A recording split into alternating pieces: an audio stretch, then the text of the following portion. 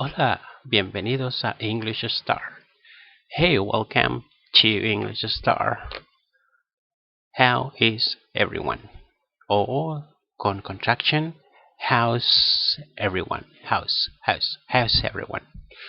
Um, También podríamos repasar el verbo awake uh, con la pregunta ¿Are you awake? ¿Are you wide awake? Como la canción de Katy Perry. Muy bien, ya vamos de a poco, ¿cierto? Repasamos el verbo awake. Me imagino que ya todos saben lo que significa. Y ahora vamos al verbo be, ¿cierto? Que significa ser o estar. Este es uno de los verbos más importantes del habla inglesa.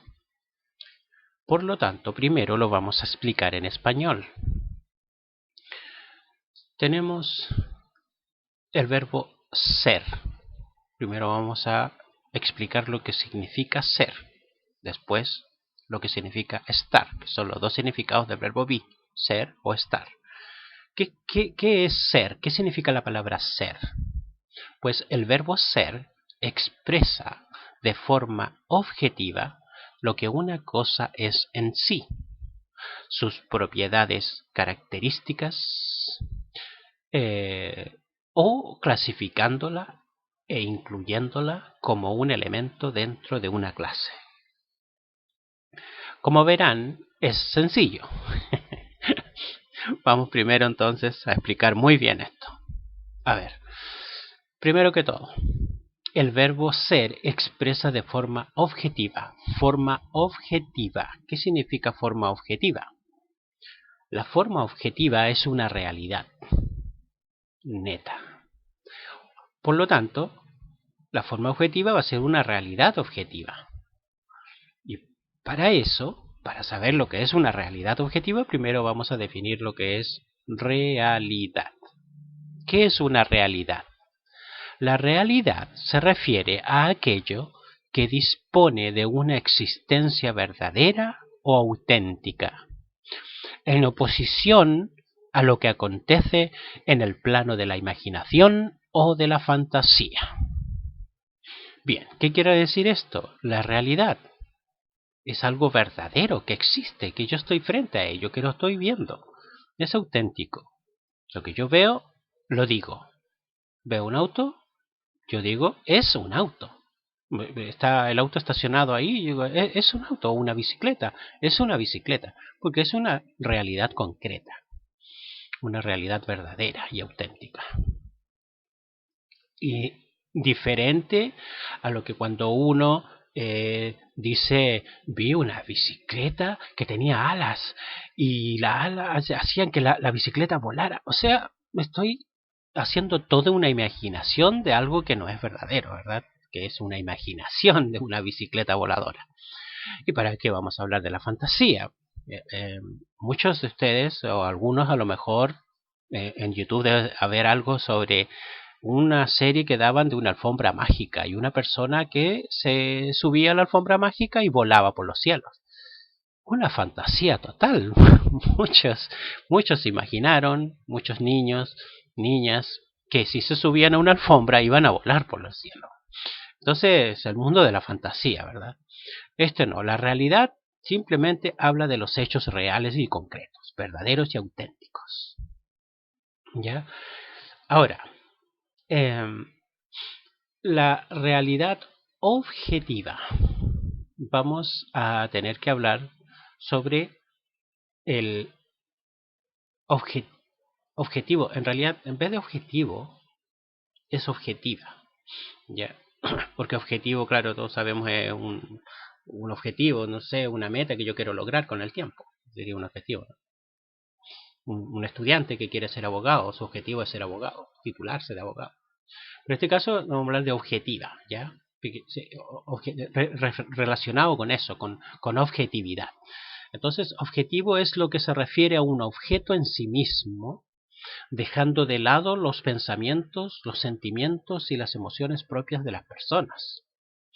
En el caso de la bicicleta, ¿no? Me puede llevar a muchos lugares y divertirme y refrescarme en un día caluroso. Todas esas cosas no las puede contemplar la objetividad. La objetividad es que es una bicicleta y esa es la información que se da porque está ahí frente a nosotros y la vemos. La finalidad de la descripción es informar y no conmover ni lograr algún valor estético en el receptor, el que recibe la información, ¿verdad? El caso del el lenguaje debe ser riguroso y, y las valoraciones particulares del que habla, del que dice la descripción, se deben reducir al máximo, ¿cierto? Eh, la, la descripción objetiva busca destacar las características que son completamente objetivas. El concepto de realidad objetiva se vincula a los objetos y sujetos que tienen existencia física, material, ¿cierto? Más allá de lo que un sujeto conozca o sepa de ellos. La realidad objetiva, por lo tanto, existe aun cuando no tengamos conocimiento de ello. Entonces, la realidad objetiva busca destacar, como habíamos dicho, las características que son completamente objetivas. Le doy ejemplo. Un ejemplo, por ejemplo, la primavera comienza en el hemisferio sur el 21 de septiembre. Y punto. Y ahí estoy yo haciendo una descripción objetiva. ¿Ya? Entonces, cuando nosotros vamos a utilizar el verbo ser, es porque vamos a describir una realidad objetiva. ¿Se entiende? Muy bien. Así da gusto. Ya sabemos lo que significa ser. ¿Ya? Otro ejemplo de una realidad objetiva. Los árboles tienen un tronco robusto, alto y fuerte. Una realidad totalmente. Estamos frente a un árbol y lo estamos viendo. Una realidad auténtica. O si quieren ya, para ser más específico, la superficie de la Tierra está compuesta más de un 70% de agua. Una realidad. Caminamos un poco y encontramos un río y un mar, qué sé yo. Etcétera, etcétera. Ahora, ahora que ya tenemos dicho esto, ¿cierto? Ya hemos descrito lo que es una realidad objetiva, ¿cierto? Que tiene que ver con el verbo ser. Vamos a dar otro ejemplo. En este caso, el ejemplo de un sofá que se encuentra dentro de una casa. Tiene una existencia real.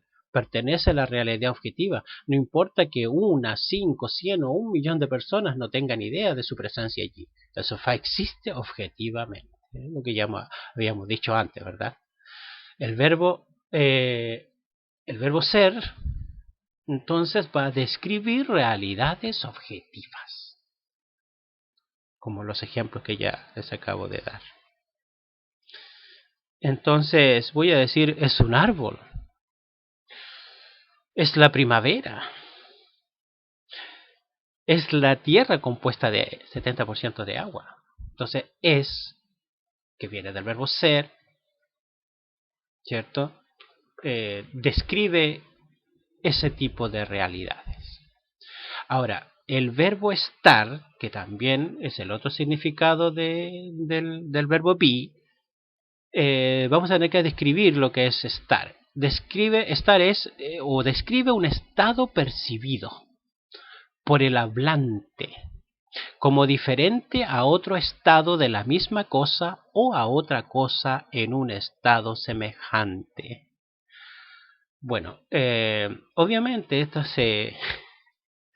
estas definiciones más científicas, ¿no? Las vamos a tratar de ir explicando en los videos que vienen.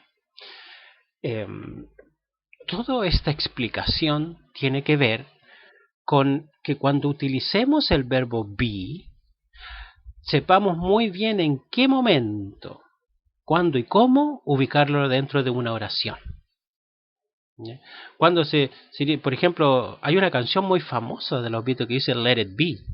Let it be, let it be, let it be, algo así, ¿cierto? Y dicen el be, ¿cierto? Con su forma base. ¿Por qué está así? ¿Y qué significa let it be?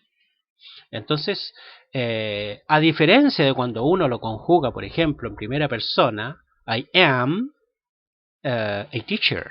Yo soy un profesor, ¿cierto? I am, ese am está conjugado en la primera persona, ¿cierto? Singular. Y se va a traducir como soy, en este caso el verbo ser.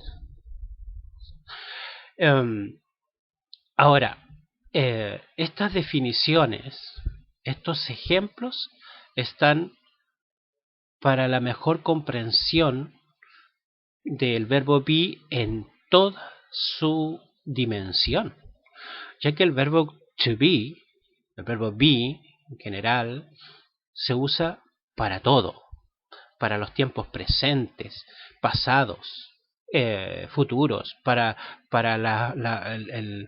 la voz pasiva, para las diferentes formas gramaticales, la forma imperativa, etcétera, etcétera. Entonces, son tantos los usos del be que hay que primero explicarlo bien en español, para que una vez que todos los que hablan español, más o menos sepan de qué se trata este famoso verbo. Ahora, yo hice una conjugación aquí, básica. I am significa tanto yo soy como yo estoy. Y you are significa tú eres, tú estás. Ahora el you are también aquí está mezclado con la forma más formal, ¿no? Que es usted, ¿cierto? Usted está. Usted es. También ustedes son, ustedes están. Bien, se nos acabó el tiempo. Estudiense el verbo, gracias por ver los videos, no se olviden suscribirse, dedito para arriba y nos vemos pronto. Thank you very much for watching my videos and bye bye.